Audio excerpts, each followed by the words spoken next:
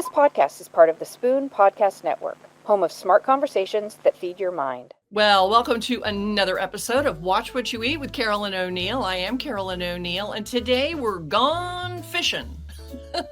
And my guest today is Todd English, and he comes to us from the beautiful Magic Valley of southern Idaho, where he knows a lot about fishing and he goes fishing every day. And we're going to talk about aquaculture. When you imagine Idaho, you're thinking, hey, is there a lot of land out there? Is a lot of fresh water, yes, there are. And that's why you're in that beautiful part of the country. Todd, welcome to the show, and tell us a little bit about Riverence Provisions. Great. Thank you, Carolyn. Great to be on the show here with you. So first and foremost, I am the VP of Sustainability for Riverence Provisions. Riverence is the largest rainbow trout and steelhead producer in the United States, if not the Western Hemisphere, to be determined. We are a vertically integrated company, which means we manage the process all the way from start to finish. So we have a separate brood company that manages all the brood, the eggs that go out to the farms. We have a separate company that manages the farms. We also have a processing plant that can process these fish into fillets and usable consumables. And then we also have a tractor trailer fleet that we ship these around the United States to just about every major metropolitan city in the United States twice a week. So it's a very unique company, and then it's vertically integrated. It's unique in that it's in southern Idaho. We are here because of the water access. We have an incredible resource here in southern Idaho that doesn't really exist in many places around the United States. It's very unique to this region, and it largely is because of a unique geological event that happened about 17,000 years ago, where this incredibly beautiful water just flows out of the ground, and we use it to raise rainbow trout and steelhead in southern Idaho. Before we talk about the future and what's now and what's next in aquaculture, you just mentioned thousands of years ago, and fish farming is not something that's new. It's not newfangled. Kind of walk us through history that this has been a thing. So fish farming has been around since the Roman times, probably even before. It's an extremely efficient protein to grow, and people enjoy fish. It's healthy and it grows quickly. It has been practiced in the United States really in mass around 50s, 60s, 70s is really kind of where it picked up, even though the United States doesn't have a whole lot of aquaculture. We'll probably discuss that a little bit. But it really wasn't until the 60s, 70s, and 80s when aquaculture really became a thing about, producing a quality seafood. And there were some issues in those early days, which we'll discuss, and that I think led to some of the misperceptions in aquaculture. Things are very different now. And today we are working very hard to minimize our impact on the environment. And we'll probably get into that in some detail. So we'll talk about why we're unique, why aquaculture has changed or how it's changing. But aquaculture is going to play a very significant role in the production of seafood in globally going forward. In the United States, we currently consume over 50% of our seafood today comes from aquaculture. Mussels, clams, salmon, shrimp, many different species. And the reason why it's growing is because we're not going to be able to get any more seafood from our oceans. We are absolutely maxed out. And if we want to get more seafood from our oceans, we are going to have to do that through some type of water farming or aquaculture. Much like we've done in terrestrial proteins, we've been able to create systems that can produce food efficiently and utilizing resources efficiently. And we have to do that with our waters, but we have to do it carefully. When I was with CNN, I was with CNN for about 20 years covering food, nutrition, and cuisine. And one thing that I remember, a distinct image, I was in Hawaii, and just, I guess it was part of the landscape of a gorgeous resort there, but they were beautiful fish ponds that had been a part of the system of ancient Hawaii, raising, capturing the fish that swam in and then quickly closing the door on them in these ponds. Yeah. So, folks, when you hear about fish farming, thinking of it, like people will ask me, Todd, because I'm a dietitian, and they'll say, Carolyn, now what is better? Is it wild or farmed fish? And I'll say, well, it's kind of like celery or carrots. It depends who the farmer is. There are best practices. And obviously, that is what Riverence Provisions is doing. And you, as director of sustainability, you know what you're doing. You said you already picked a spot for it that has beautiful, clean water. What are some of the best practices? And we kind of shadowed a little bit on things that maybe weren't so great decades ago, but what are the best practices now that you hope are in place for everybody? Well, there's really 4 different practices that I think about. One is genetics, one is nutrition, environment, and sustainability, right? So you have in aquaculture, most of the egg producers up until the last decade or so have been about 30 or 40 years behind terrestrial protein productions from a genetic standpoint, right? You have to have good genetics, you have to have good nutrition, and you have to live in a clean environment, right? So I'm going to focus on those 3, and we'll hit sustainability at the end. So in order to really start this off, you have to have good genetics. And terrestrial proteins, when the breeders want to, breed a cow or a lamb or whatever, they have ear tags. It's easy to find them. They know exactly which family produced a progeny that did well in a farm in Montana. That farmer says, I would really like to have more of those genetics because they grew well, they didn't get sick, the meat quality was incredible, and they thrived on the grasses that we have here. Well, that breeder can go back and say, oh, that was from 122 and 193.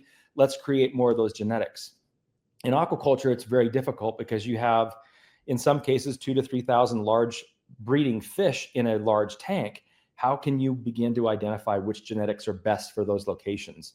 May I bring up a photograph that you shared with me? And I don't know if this is the final product or this is part of the egg story with the DNA. Yeah, so those are eyed eggs. Those are eggs that have been fertilized. They then, we call it eye up, which means they start to develop eyes and they become fish. All of the research and all of the history of genetics that we've done in the past have gone into creating a trout that is going to thrive in our environments. And we do a lot of work at the brood facility to minimize the eggs that will not develop correctly. And so we get the best eggs that go to our farm. So genetics plays a really, really important part in ensuring that aquaculture is going to do well going forward. Nutrition, right? So you have to eat well. One of the things that we did at Riverence, and by the way, Riverence isn't a company that started this from the beginning. We acquired a number of these companies to revamp the trout industry in America. And so we're dealing with farms that are a little bit older in some cases, but we've really kind of focused on the 3 pillars of health, genetics, nutrition, and the environment. One of which being nutrition. We've hired one of the world's best nutritionists to come in and revamp our nutritional profile for our fish. I love you can specialize in trout nutrition. There are people that do. It's a very unique field. I'm so glad that we have these people, but there are people that are focused on salmonid nutrition, right? So salmon, Your trout. folks is a beautiful photograph. I believe this is which one is that? Is that a steelhead? That's a rainbow trout. Rainbow. Okay. This is just the fin there. Right. And so then the interior of the fish, folks, just so you know, because I know Todd was describing trout and steelhead. So this is a classic photo, I would imagine. Yeah. So the steelhead is on the top and the rainbow trout is on the bottom. They are exactly the same species. There's no difference. The difference is feed. And I'll talk about why a certain feed creates a red color and why one does not. So nutrition plays a very important role in ensuring these fish get good immune systems and develop well. You want your fish healthy. Nobody wants to lose fish and have animals die off. So in the past trout industry in Idaho, there was a lot of increased costs through regulation. There was a lot of cheaper fish coming in from foreign countries. The farmers here in Idaho really had to find ways to cut costs, and feed is the number 1 cost at our farm. So it's easy to take that and say, let's cheapen our feed. And what you do is you lessen the nutrition and you get higher mortality. The fish don't grow as big, they don't grow as well, they don't grow as fast. So we completely have revamped our nutritional profile of our feed. On feed, feed can have the biggest impact in aquaculture, because where do you get the fish meal and fish oil in your feed that our fish eat that pass on those omega-3s to us, then we get the benefits from it? Well, in the past, the salmon farms would use a diet largely based on wild forage fish that were ground up and put into Kind of feed. like the pelagic fish, they called them, where they Yeah, like yeah, the Charlie menhaden, sardine kind of menhaden, things. Okay, yeah, menhaden. Okay, and yeah, that's going to be they've got to be limited out there swimming around at some point too. bingo. So you have a limited source, and you also have to keep fish in these ecosystems because they play an important role for other species, not just humans. So you can't just take all these anchovetas and menhaden. There has to be a sustainable fishery. And so over time, there's a lot of companies that are coming online these days that are revamping materials and resources that have become aquaculture feeds.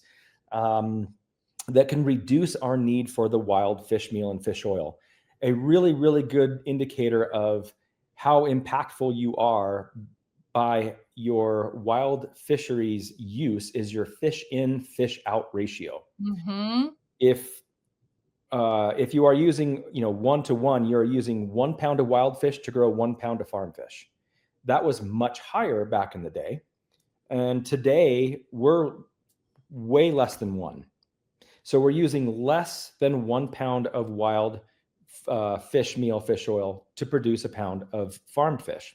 Because otherwise, why bother? It doesn't sound like you're saving anybody if it takes a pound of wild to make a pound of farm raised fish. And for all of us as kids who had goldfish, remember we were cautioned not to overfeed the fish. That was it was so exciting to come home from school and feed your goldfish. Oh, And the whole so time. obviously this is back to the trout nutrition. You don't want to overdo it then either.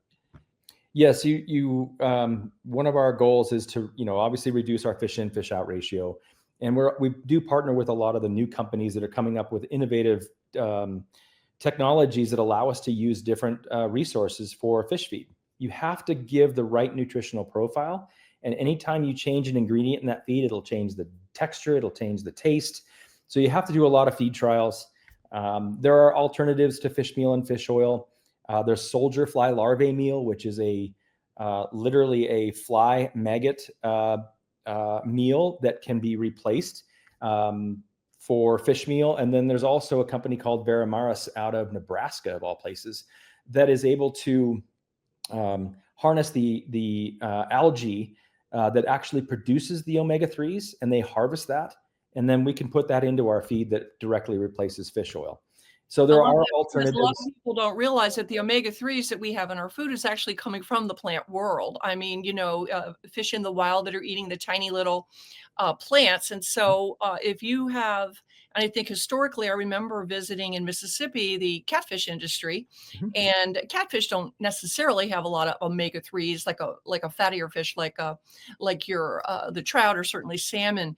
But unless they have a source of the omega-3s, they're not going to have it in the fin flesh that we eat, hopefully to get the omega-3s we thought we were getting. Exactly. The fish has to eat that and embed that into its flesh to be able to pass it on to us. And that's how we benefit, is giving our fish omega-3s. It also benefits them the same way it benefits us. I'm going to pull up another photo just because you're talking about Riverence, you're talking about aquaculture in Idaho there in the Magic Valley. As we continue the tale of the fish here, what are we looking at here, Todd? Yeah, so these are what we call outdoor flow-through raceways. We have spring water that comes in at the head of these farms and flows through the raceway. One of the unique things about these types of farming practices are in the very end of those roads there, we have what are known as quiescent zones. This is how we can capture that fish waste and remove it and use it in regenerative farming practices in southern Idaho. So this is a very unique way to land-based raise or farm fish, if you will. And it's better for the environment, and it's an extremely efficient way to raise these fish. It really, I mean, so the infrastructure of aquaculture, I painted a picture sort of the little ponds in ancient Hawaii to where you are today there with those structures that are built as a raceway. Are they called that for a reason? I think it's I don't know the origin story of I mean, are they racing the fish racing? Are they moving around? What are they doing? well, they are swimming around in there. The water does flow through these raceways, which is unique in aquaculture. Instead of allowing the fish to just swim around on its own, it's actually there's a current that flows through there, which creates the need for the fish to actually swim, which builds good muscle structure. It's not a Hmm. lot of fat on the fish, and so it's more of a heritage or a native style of trout. It's going to be a firm flesh and not a lot of fat to it.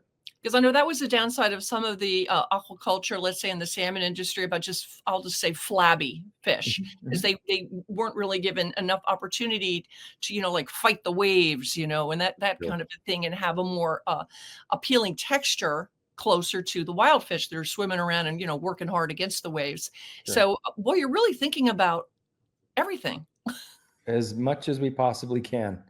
The funny thing you mentioned, farm salmon being a little flabby and kind of fatty. That's kind of like the wagyu of beef today, right? It's soft. It's easy to cook. It's not easy to overcook it. It's actually benefited a lot of people. They really like that softer texture. It has a little bit more mild flavor than a wild fish. So it's different. It's unique, but it can be a great product. One of the criticisms has been, for the farm fish, people have these, like images or maybe recollections of memories when a time when a lot of antibiotics were used, Hmm. right? And Hmm. I'm thinking about even when I visited in Mississippi decades ago to see just absolutely bags of antibiotics that were being dumped into the catfish ponds, okay? Sure. Because they were so crowded and, and they could get disease. And so what you're explaining to us today is that the fast moving clean water, the feed, and the genetics allows you to grow a healthier fish that you don't have to rely upon the antibiotics. And maybe there's some other stresses I'm sure you're always dealing with, but paint the picture, help us understand that now. Yeah. So we as aquaculturists have learned a lot since the 60s, right? We have got to figure out how to make this work right for the environment, for a healthy protein source for people. And, in the beginning, when you don't know exactly the right nutritional profile, the best hygiene practices for the fish, or have the best genetics, these all play a factor in having to use medicine at some point during their life cycle. But when you focus on those three aspects, the three pillars of life, you can minimize or eliminate the need for medicine in aquaculture. Also, with your stocking densities, right? So in the past, no one really knew how many fish really could swim in there, so they probably threw a lot in there. A lot of them probably died off. Okay, that didn't work. And then over time, right, with better knowledge, you're able to apply these principles and practices that have, that significantly minimize the need for medicine in fish. Aquaculture has come a really, really long way. And I will be the first to admit that haven't always been an advocate for aquaculture. In fact, I was anti-aquaculture for most of my life. But through the course of my education and my experience, and having been here long enough to realize that this is extremely important, but we got to get it right, I've done an about face. And not all aquaculture is practiced equally. There are still some in the process that are evolving. We will always be evolving. This is not something we say, we've reached a pinnacle, we're here. So it's a constant evolving process to improve the environment for the fish, their nutrition, reducing or eliminating medicine, improving the quality of the fish, and minimizing our impact on the environment. Which brings us to taste. Yeah. Let's talk about, I was on the website for Riverence Provisions and I just clicked into the recipe area, Todd, and wow, did I get excited. I mean, mango, habanero, Mm. rainbow trout, one pan, lemon herb, roasted rainbow trout with broccoli and tomatoes. I mean, trout used to appear in a lot more restaurant menus. We got to bring it back. And folks, it sounds like it's so easy to cook. You got these recipes. I say, let's go fish for trout and the farm raised trout. So, what are your hopes for more trout on the menu? Yeah, so I mean, our focus is really to bring back the panache of trout. You're right; it was on every menu in the 70s and 80s. Trout almondine, stuffed trout. With the reduction in quality, the advent of cheaper fish coming in from foreign countries, it was kind of like this perfect triangle that just really kind of pushed the trout industry down. Our goal is to completely revamp that. We're a USA-based product, not subject to tariffs, not subject to long distance travel. And it is an incredible fish. It is the perfect vehicle for any sauce or flavorings. It is just absolutely perfect.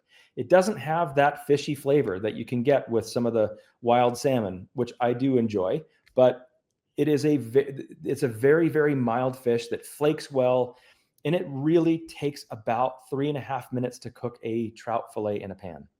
It is very, very quick. You can have an incredible meal with some steamed vegetables, some rice, potatoes, whatever, within 15, 20 minutes. And it's an incredibly healthy, omega-3 rich meal to have in a very short period of time. Well, trout's one of my favorites. There's a restaurant here in Atlanta where I live called Anise, and it's just a little bistro. And whenever I go there, if I don't order, I get really sad. If I don't order the trout with artichoke, lemons, and capers with sauteed spinach. And one time I think, or a couple of times I ordered something else to kind of try something new, and I was sad. I had to get back to that dish. So to me, that is like one of the most delicious recipes in the world at a niche here restaurant in Atlanta. They are keeping the trout. They sell a lot of that. Okay. So hopefully Good. they'll be buying Riverence provisions. I wanted to talk to you a little bit more about the difference between, you talked about the color of the steelhead and the trout. Let's get into a little trout 101 here, and I'll bring that photograph back up for those of you watching on YouTube. But tell us again, you said same kind of fish, different feed.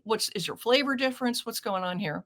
Yeah. So trout in their natural environment will typically be a pink or a reddish color, depending on where it lives. So that color is created by a carotenoid called astaxanthin.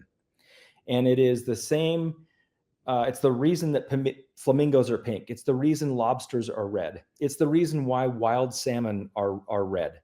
It is a carotenoid produced in bacteria, and it biomagnifies up the food chain. And when salmon eat krill or trout eat insects, they get astaxanthin through their feed, and it turns that flesh red. The white trout was really a mainstay in Idaho for many, many years because the farmers back in the day, since roughly 1910, didn't know what to put in the feed or have the ability to put the astaxanthin in the feed to create that red color. And the market got used to a white rainbow trout. We introduced the steelhead line of that, which is simply taking the same fish and feeding it the same nutritional profile, but adding that astaxanthin. It's the exact same nutrient that wild salmon get in their diets. We get it from a natural source. We actually get it from a company that harvests the bacteria and produces it naturally. And so we add it in a very small amount. It's parts per million that will give that fish that beautiful red color. And our fish actually grow really, really well on that feed.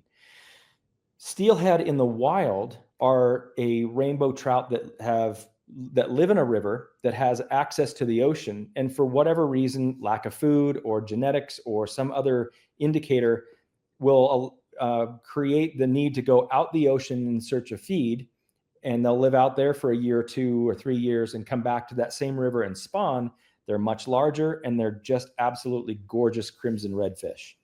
Since we have you here and we're talking about aquaculture, it's a big world out there. We've got the finfish, obviously the trout, the salmon, the steelhead trout, shellfish. You mentioned oysters, mussels, shrimp. Crustaceans, aquatic plants too, right? That's aquaculture with seaweed. I have a question about wild salmon. Is it that available anymore? I mean, you know what I mean? I'm just like, because it's interesting about like most that we see would be the Atlantic salmon. I'm just using your brain here because this is your world. Kind of tell us, even though you're doing the trout, just give us a 101 a little bit on the salmon. What's going on there? Like, why Yeah. is it called Atlantic when it's actually grown in the Pacific or in Chile or, Yeah, that's a great question. Atlantic salmon are a different species. They actually are indigenous to the UK, Norway, the Murmansk Peninsula in Russia, Scotland, Ireland, and they are the predominant fish that is raised today in salmon farming.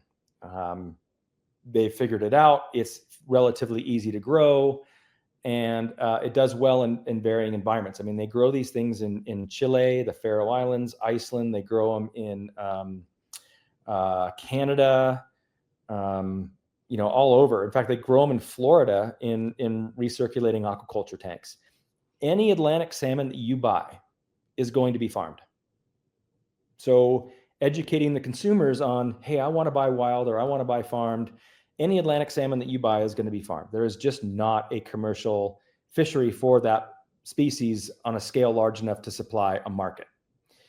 The Pacific salmon species, there are 5 of them, basically in the Pacific Rim of Fire from Japan up through Kamchatka Peninsula, Alaska, British Columbia, and then the west coast of the United States.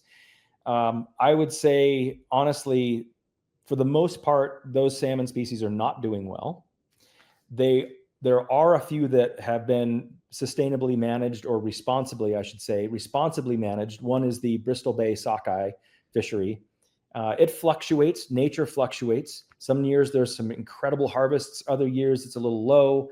But over the course of, we're talking decades and decades, this fishery has actually done quite well, and it's a fantastic eating fish. There are other species that are not doing well, and the king salmon or Chinook salmon is not doing well. Whether it's in California or in Washington or Oregon or even British Columbia or even Southeast Alaska, they're just not doing well. And when you say not doing well, you mean not doing well as a farmed species? Sorry, not doing well as a wild species. Oh, as a wild. Okay. As a wild species. Okay. Right? Not doing well, meaning their environments are really stressed. Their environments are stressed, whether it's ocean, whether it's habitat degradation, urban development, overfishing, you name it. There are 10 forces on all of these fish at any one time and then you also have predation. Orca whales need to eat Chinook salmon. So there's a lot of demand for them, but they're not doing well. And I fished for Chinook my whole entire life growing up in Washington, and I spent a lot of time in California off the coast there. And that fish, a lot of those fisheries are closed now. They're just not open. So there are some fish, some wild species that are doing well, some wild species that are not doing well. It takes a lot of education to understand it, but it's when you want to make the right choice, when you go to the grocery store, you look for labels, MSC certified, or Bristol Bay sockeye is one of the better fisheries to buy from, in my opinion. And so you just got to have to understand and learn a little bit of the nuances of what's right and what's wrong. You talk about fishing, and I grew up in upstate New York, and after school we used to go and get our fishing poles and go out there and catch some sunfish, just not for eating, but just for the fun of watching the bobber, you know what I mean? Go up and down. Very exciting. And then we moved to Florida. My dad got a job down there, and then we'd fish off the end of the dock. And what was interesting? You never knew what you were going to catch. I mean, or at night you'd be out there with a light and you would see this, like, what is that? What is that? And I remember going to the Honolulu fish auction, actually with a professor of marine biology from the University of Hawaii. And of course, they're bidding, on mostly the big giant, ahi tunas and all that sort of stuff. But he said every time he went to the fish auction and the bycatch would come in, he'd be like, "What is that? What is that?" Yeah. And he was the professor of, of fisheries. So the diversities of our ocean and rivers, the threats that are there. Again, to bring it back home to aquaculture as being a way to protect the diversity. It's funny how growing one thing like a rainbow trout and a steelhead trout and a fish farm actually helps support the diversity of the wild species. It does. It actually does. There's a growing need for healthy proteins. And the only way to do that is through aquaculture, and we have to do this right. And aquaculture done right can minimize impacts on oceans and help to offset the falling catch rates of fish in the wild. And just to kind of wrap it up here on our fishing trip here to southern Idaho, describe for us one of your favorite ways, Todd, to prepare the trout from Riverence Provisions. What do you like to do? What is one of your favorite go-to recipes or ways you like to wow the crowds when they come over?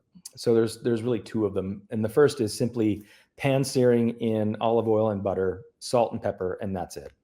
You got to get a crispy skin, and that skin becomes part of that fish, and it becomes an incredible flavor enhancer to the meal. You can also pull the meat off and not have to eat the skin for those that are not into eating skin on the fish.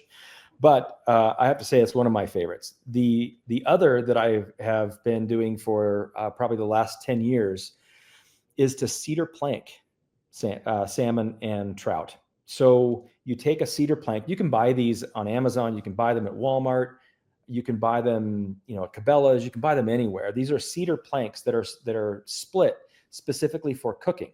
And the idea is that you take these cedar planks and you soak them in water for a few hours. And then you simply place the fish on top of the soaked cedar plank. And then you do a little olive oil, salt, and pepper, and you place that on a barbecue grill. And what that grill will do is it'll heat up that plank and release the flavor of the cedar into the fish. And it is one of the most delicate, beautiful flavors, in my opinion, that you could do to a trout or steelhead. This is a very typical Northwest style of cooking that has just been my top favorite of all time. I can see pairing that with a beautiful crisp white wine from the state of Washington and having a beautiful meal. And, I just want to thank you so much. And everybody, again, we've been talking to Todd English, who's the Director of Sustainability at Riverence Provisions. We've been talking about aquaculture, fish farming, where we are now, where we're going next. And I can tell you where we're all going next is to buy some beautiful trout and try the recipes that we can find, of course, on Riverence Provisions website. Thank you so much. And everybody, thank you for joining me, Carolyn O'Neill, on Watch What You Eat. We like to watch the beautiful foods of the world and tell you, what to watch out for your body and your budget. And of course, we're watching trends. And thank goodness right now, aquaculture and fish farming is trending and making a splash. We invite you, of course, to join us every time we're here on Watch What You Eat and add this podcast to your favorite podcast menus. Thank you, Todd. It's been a pleasure, Carolyn. Thank you.